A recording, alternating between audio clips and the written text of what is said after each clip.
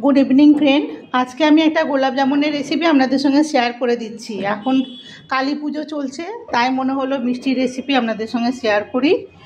তার জন্য প্রথমে একটা শিরা তৈরি করে নিয়েছি। আমি 1 কাপ চিনি আর 1 কাপ 1.5 কাপ মতো জল দিয়ে শিরাটা ফুটিয়ে নিয়েছি। একটা দুতারের কোনো ব্যাপার নেই, জাস্ট একটা শিরা তৈরি করতে হবে।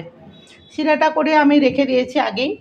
আর এইদিকে আমি করেছি কি 1 কাপ মিল্ক পাউডার, সুজি 2 চামচ, পাশে সব লেখা আছে জিনিসগুলো, ওইগুলো সব দিয়ে আমি একটা ডো মতো তৈরি করে নিয়েছি।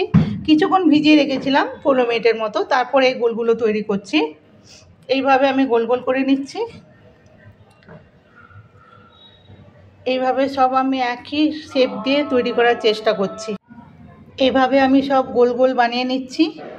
এটা প্রথমে যখন মাখা হবে অনেক চিপচিপ করবে, তার জন্য আমি 1 চামচ গাওয়া ঘি দিয়েছিলাম। আর প্রথমে ওটা মিল্ক পাউডার সব কিছু দিয়ে 15 মিনিটের জন্য রাখতে হবে, নাহলে একদম করা ঠিক হবে না, সেক্ষেত্রে একটু খারাপ হয়ে যেতে পারে, তাই বলে দিলাম। এখানে আমি কড়ার মধ্যে রিফাইন অয়েল দিয়ে দিচ্ছি। তেলটা হালকা গরম হলে আমি মিষ্টিগুলো ছেড়ে দিচ্ছি। গ্যাসের ফ্লেমটা একদম লোতে রাখতে হবে, লোতে রেখেই ভাজতে হবে সব মিষ্টিগুলো দিয়ে দিলাম।